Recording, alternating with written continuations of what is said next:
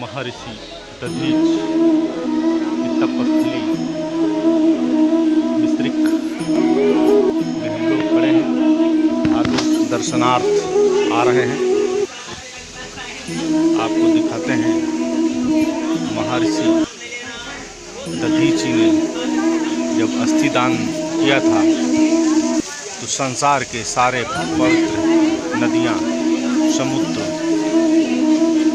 का जल यहाँ एकत्र देवताओं ने एकत्र किया था ला करके, और उनको विधिवत स्नान कराने के बाद नैमिष के मिश्रिक दधीची कुंड के आप दर्शन कर रहे हैं।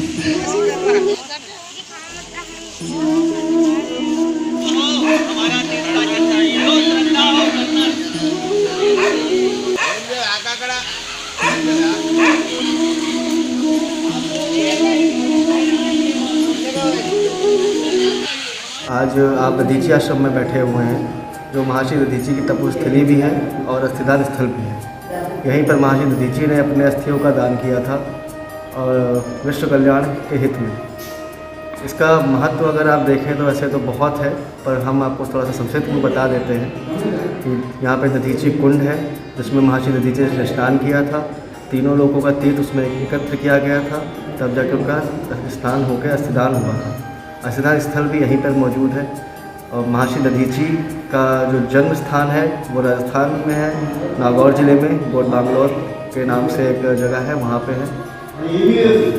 महर्षि दधीची गोट बांग्लोर से तपस्या के उद्देश्य से यहाँ आए, इस आश्रम में विराजे। यहाँ पर उन्होंने तपस्या करी और अस्थिदान किया। अस्थिदान के बाद जो दधीच जी थे, उनका जो प्राण था वो नारायण जी में विलीन हुआ, जिस रूप में आज वो कलयुग के नारायण जी के रूप में पूजे जाते हैं। जो मूर्ति यहाँ पे विद्यमान भी है नारायण रूप में दधीच जी, यहीं पे आपको दर्शन के लिए देखे जा सकते हैं। और इस आश्रम में दधिमती माता की भी एक प्रतिमा स्थापित की गई है, जो उनकी बहन है।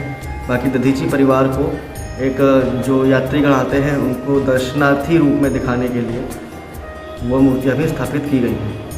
और इससे मुझसे पूर्व महंत देवव्रत गिरी जी थे, जो आश्रम को संचालित करते थे तथा मंदिर की व्यवस्थाओं का ध्यान रखते थे। अब मैं यहाँ पे कर रहा हूँ। महाराज जी, दधीची कुंड के बारे में थोड़ा हमको बताइए। दधीची कुंड का ये महत्व है कि जब दधीची का अस्थिदान का समय आया तो उन्होंने ये कहा कि जब तक मैं तीनों लोगों का तीर्थ का स्नान नहीं कर लूँगा तब तक मैं अपना अस्थिदान नहीं करूँगा। तो अगर वो तीनों लोगों के स्नान के लिए निकल पड़ते तब तक बहुत समय हो जाता।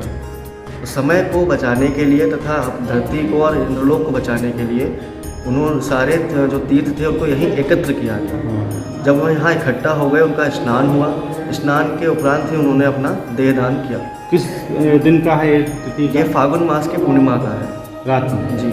उसी से जो प्रेरणा लेते हुए जो होली का भी परिक्रमा आ रहा है 84 कोशी है, ये सबसे पहले दधीची ऋषि ने ही किया था।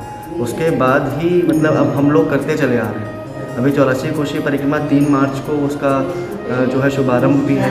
13 तारीख की शाम को यहाँ परिक्रमा आ भी जाएगा और वो महीने भर का मतलब परिक्रमा रहता है। और लाखों के संख्या में श्रद्धालु भी रहते हैं और वो जो प्रदक्षिणा करते हैं, भोजन भंडारा सब व्यवस्थित रहता है। महर्षि दधीच आश्रम में कुंड पे परिक्रमा होता है, ये पंचकोशी परिक्रमा कहलाती है। जरा इसके बारे में थोड़ा बताइए, कितना कहाँ से आते हैं लोग और कुंड में?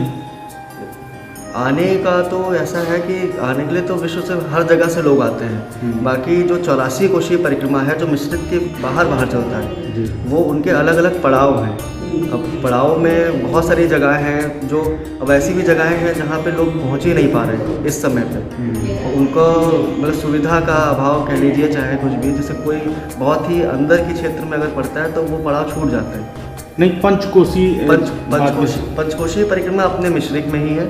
वो जब 84 कोशी 10 दिन का परिक्रमा होता है, उसके बाद पंचकोशी परिक्रमा 5 दिन का होता है। वो अपने मिश्रिक के पंचकोश के परिक्षेत्र में ही है।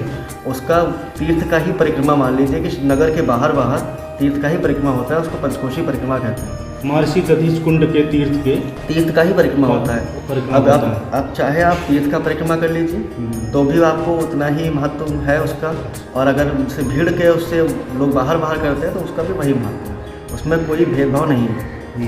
और जैसे दधीची स्मृति महोत्सव होता था, ये अभी इस महामारी से पहले, कोविड से पहले, तो हम लोग पंचकोशी की शोभा यात्रा भी निकालते थे इस आश्रम से।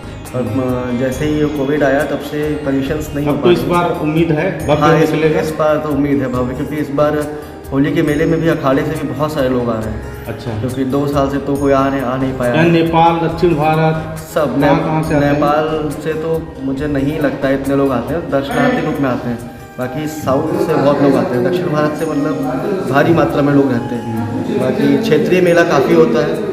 तो अब तो तैयारियाँ तेजी से होंगी, समय है नहीं। समय है नहीं, 12-13 दिन बचे हैं। अब इस समय पूरी 84 कोसी परिक्रमा कहाँ से निकलेगी? 84 कोशी परिक्रमा ये नैमिषारण्य से निकलेगी। वैसे उसका महत्व ये है, पहले यहाँ से ये जो आप गेट से जिससे अंदर आ रहे हैं, यहीं से परिक्रमा की शुरुआत होती थी। इस बार मतलब नैमिष से निकल रही है? नहीं, इस बार नहीं, असल में पूर्वजों के ना ध्यान देने के अभाव से ये चीज़ हुई है। वरना आप नहीं, जब हम कहते हैं 3 तारीख को, 3 मार्च को सुबह परिक्रमा निकलेगी, कितने बजे उठेगी? ये 4 बजे से लेकर 5 बजे तक के बीच। 4 बजे ब्रह्म मुहूर्त में ललिता मंदिर माता से, ललिता मंदिर माता से कह सकते हैं, पर वो ले माता जी के मंदिर से लेके पहला अष्टम तक ये सब भीड़ भाड़ होती है। क्योंकि तो इसमें लगभग पहले दिन ही काफ़ी ढोल नगाड़ा, सब ढोल नगाड़ा, घोड़ा, जो भी व्यवस्थाएं संत कर पाते हैं या गवर्नमेंट कर पाती है, उसी हिसाब से फिर निकलता है परिक्रमा। तो लगभग इसमें कितने संख्या में लोग शामिल होते होंगे? इसमें शुरुआत में तो आप कह सकते हैं कि 10-20 हज़ार लोग होते हैं। 10-20 हज़ार आराम से होते हैं। फिर आखिरी तो मुझे लगता है आखिरी में तो जब यहाँ परिक्रमा पहुँचता है तो आप जिस आश्रम पे अभी आप बैठे हुए हैं, इस जगह पे आप पैर नहीं रख सकते, इतनी भीड़ रहती है यहाँ पे। अच्छा, उस समय बहुत होते हैं, मतलब पूरा तीर्थ स्नान करने वालों के श्रद्धालुओं से भरा रहता है पूरा, बहुत।